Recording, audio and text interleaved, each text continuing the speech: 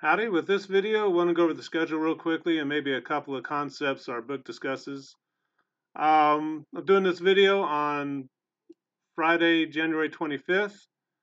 For tomorrow, the 26th, you should be reading the Declaration of Independence, an amazingly short document for the colonists to use to sever their ties with one of the most powerful countries in the world at the time, England.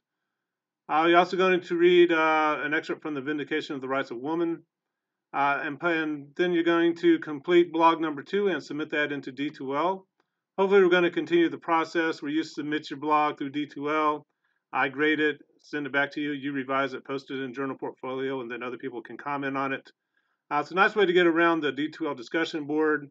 That D2L's discussion board can be very clunky, especially if you're trying to do it on your phone. And hopefully Journal Portfolio enables us to kind of build something as you work through the class. And also once we go to Denmark and can continue to add to Journal Portfolio, or maybe we have to add when we come back, either way. You'll have a very nice web presence, a nice website to show people what you've done in the class and what you did in Denmark. It's kind of nice to have there. Also, don't forget on Monday, February 4th, we're going to be meeting with Felicia Hankins. We're meeting from 2 to 4:30, and that's going to be in room H233. Again, this is a mandatory meeting. Make sure you're making plans to be there with your work and family or whoever's demanding your time, or which is normal in life. But make sure you're making plans to be there on Monday, February 4th, from 2 to 4:30 in room H233. H233 is upstairs in the Humanities building next to the Social Behavioral Sciences office. For blog number 2, probably it's gonna reboot it here. Basically, what we're going to do is I kind of point out how many times the term nature, often with a capital N, is used in these Enlightenment writings and in our textbook. In the Declaration, you got nature's God, the laws of nature. So basically, what I want you to do with this second blog is kind of discuss what you think the Enlightenment folks are meaning by this term nature. It's actually a very powerful idea. This idea that we're just going to look at the natural world, we're going to kind of, like your book talks about, view God as this watchmaker or clockmaker. You make the watch, you wind it up, and then you let it go, and this watch runs by natural laws. And the way we apprehend God is by observing these natural laws, discovering them through science, through reason, through our intellect. And that's basically how we're going to apprehend God. This is a remarkably different approach than, say, the Puritans that came before the Enlightenment folks and a lot of the religious fervor that's going on during the time. If you think about Tartuffe, written in 1664, that's only 4 years after the Restoration in England. In England, the Puritans eventually revolted and chopped off Charles I's head in 1649, and then they ruled for about 10 years or so. It wasn't until about 1660 that the crown was restored, and like I said, Tartuffe's only 4 years later. The book kind of talks about the Puritan revolt, but it's some people call it the English Civil War. There's all kinds of different terms for it. But this idea that commoners would overthrow a king and chop his head off was just a shocker. I was like, kaboom, right? Especially if you're a king or you're the church and in charge of the religious matters. It just kind of rocked the world there. So if kind of reading Tartuffe and like, well, there's nothing that bad. Why would they ban this play? Everybody's kind of, particularly on the continent, so kind of looking over their shoulders there. That's kind of seeing what's happening in England, and kind of wondering how where all this is going to go. Fortunately, England eventually moved to a parliamentary monarchy where there's a definite sense of shared power depending on how strong the king was and stuff. But a lot of these Enlightenment thinkers, people like John Locke, are kind of looking at what's going on and kind of talking about these things. John Locke saying like, government's only governed by the consent of the governed. Another phrase that comes up in the Declaration straight from John Locke.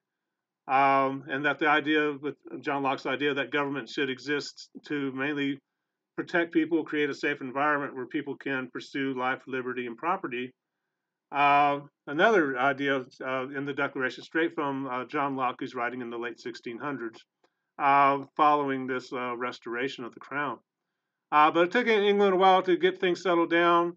But eventually, some of these ideas are going to start having major effects on the continent, um, uh, particularly in France with the French Revolution, then later on in the 1800s with other revolutions.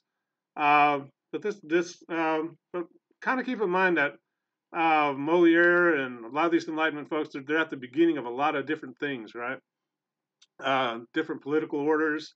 The economic order is going to start shifting with the beginning of the Industrial Revolution. Lots of interesting things happening. But primarily, the Enlightenment folks are responding to this religious fervor uh, and saying there's a better way to look at the world. We can use our reason, our intellect. We can observe the natural world and see how we should live.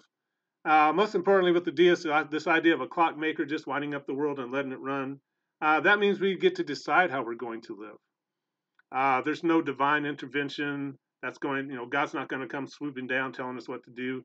Satan's not here tempting us. With the Puritans, there was this interaction of the metaphysical and the physical worlds that seemed natural to them. But to the Enlightenment folks, they're rejecting these ideas. Like, no, we decide how we're going to live, and we need to educate ourselves. We need to improve ourselves and figure out how we're going to go about doing that.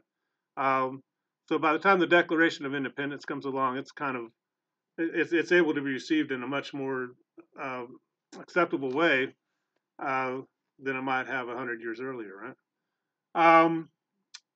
But I kind of wanted to kind of get you going on this idea of nature, of nature's God, natural laws. Um, a very powerful question there of where authority is going to reside. If it's not within religious work or within the church, and it's going to start being through science and reason.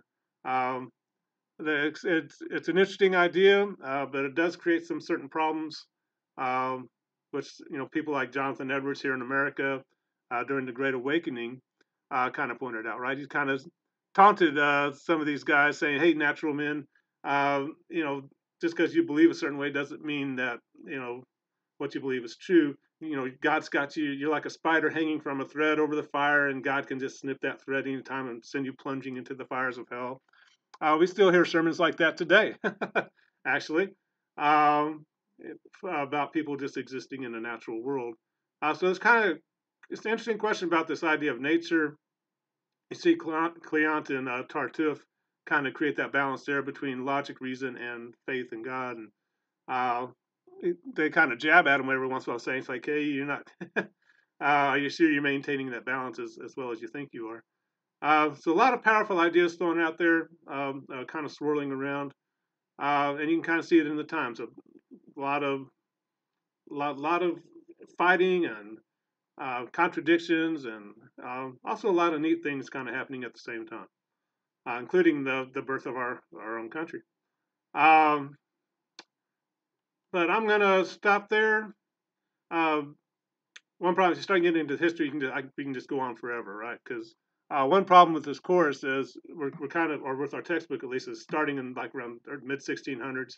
You don't quite get a lot of the story that happened before that influences what's going on. But we're going to stop there.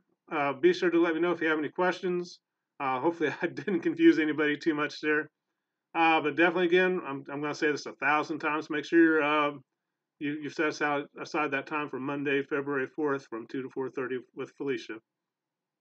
Hopefully, it's going to start getting. We're going to start getting excited. We're going to meet with each other and getting excited about going to Denmark. If you're not already excited, but we'll talk to you later. Have a good weekend. Bye.